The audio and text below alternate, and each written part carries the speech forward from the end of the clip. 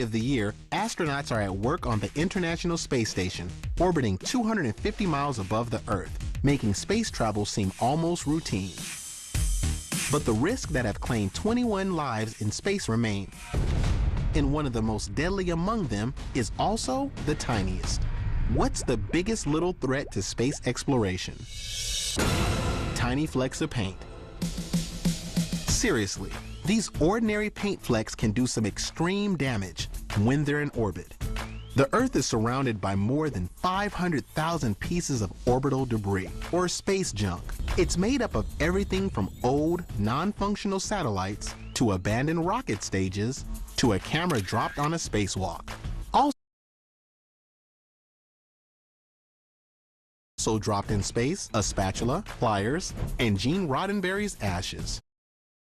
It's relatively easy for NASA to monitor the 20,000 pieces of debris larger than a softball, and even the 500,000 pieces of debris the size of a marble or larger. But the paint flecks are too small to be tracked and can travel at deadly speeds up to 17,500 miles per hour, or 8 times the speed of a bullet fired from a machine gun. All this trash could lead to what scientists call the Kessler syndrome. It basically says that the increasing density of debris in lower Earth orbit could someday cause a collision large enough to have a cascading effect, with each collision creating more debris that in turn creates more collisions. It's an endless storm of debris that gets bigger and bigger with each collision, creating an enormous barrage of untrackable paint fleck-sized debris that would clutter the heavens so badly we wouldn't be able to launch any more spacecraft. What's the biggest little threat to space exploration? Tiny flecks of paint. They could take down the next mission to Mars, and more troubling, your TV satellite.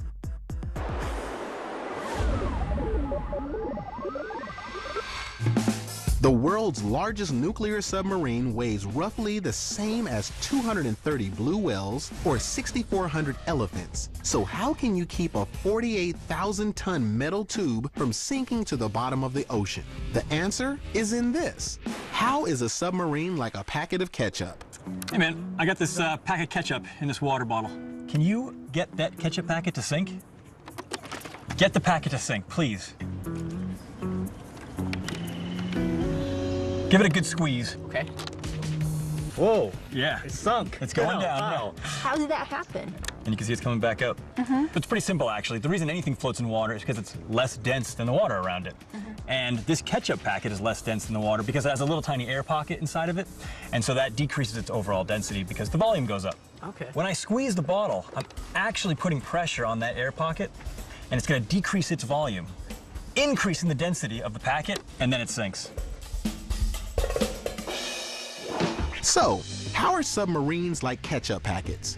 Submarines have ballast tanks to control buoyancy, filling them with air like the ketchup packet when they want to float, and then filling them with water to increase their density when they want to submerge.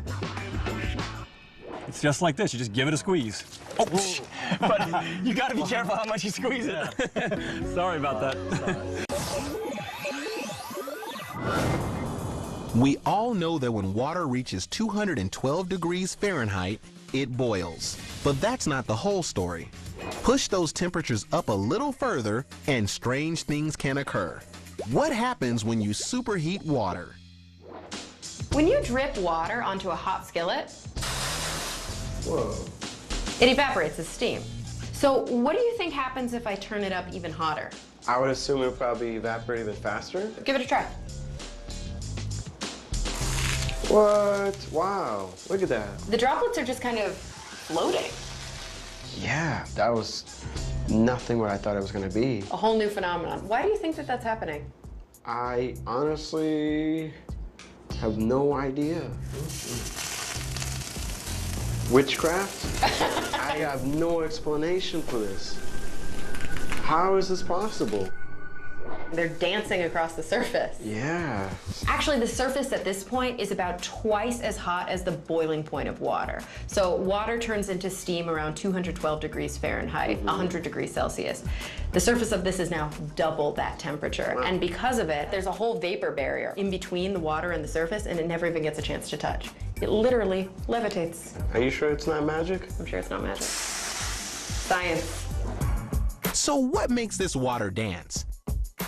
It's a phenomenon called the Leidenfrost effect, which is the formation of a gas barrier between a hot surface and a boiling liquid. If the temperature difference is great enough, the liquid vaporizes, and that's what forms the barrier. And researchers at the University of Bath took the Leidenfrost effect to new heights. Using different temperatures and a ratcheted surface, they were able to manipulate water droplets' movements, making them speed up and even climb steep inclines. The sharper the teeth of the surface, the steeper incline they were able to climb, leading them to build this Leidenfrost labyrinth. Lined with specially arranged grooved hot plates, the maze guides the droplets up and down in different directions. It's not just for fun. This research has the potential to be used in cooling systems for computers and other electronics that would have no moving parts, except for the water. That sure was a lot of science, but we know this water really just wants to boogie. What happens when you superheat water? It levitates on a cushion of hot vapor, which means you could do this. This is the most fun thing I've done all day. Me too. You can do water races. Yeah. You ready? You want to battle? Yeah. 3, 2. I win. Oh. I kind of gave myself a heads up. Yeah, you did.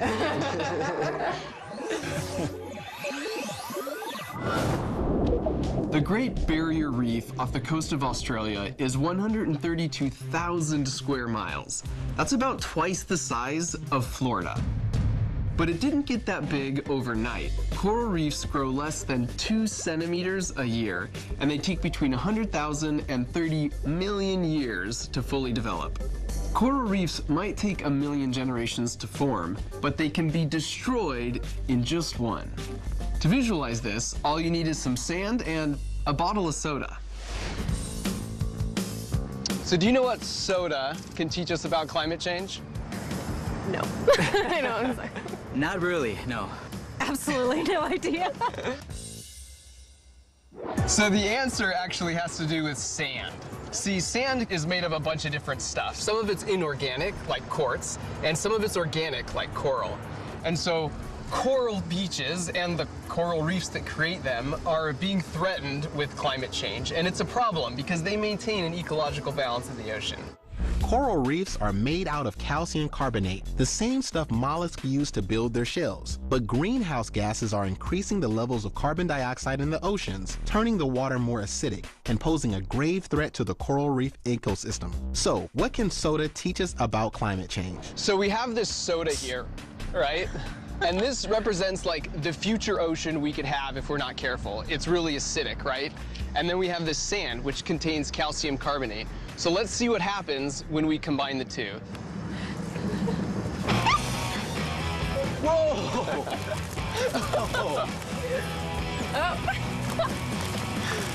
So, what can soda teach us about climate change? So what's actually happening is the two combine and they're actually creating carbon dioxide, which is bad because that just furthers climate change. Yeah. So you know how we can stop it? Drinking all the soda? So we need our oceans to be more like this and not like that. I think so too.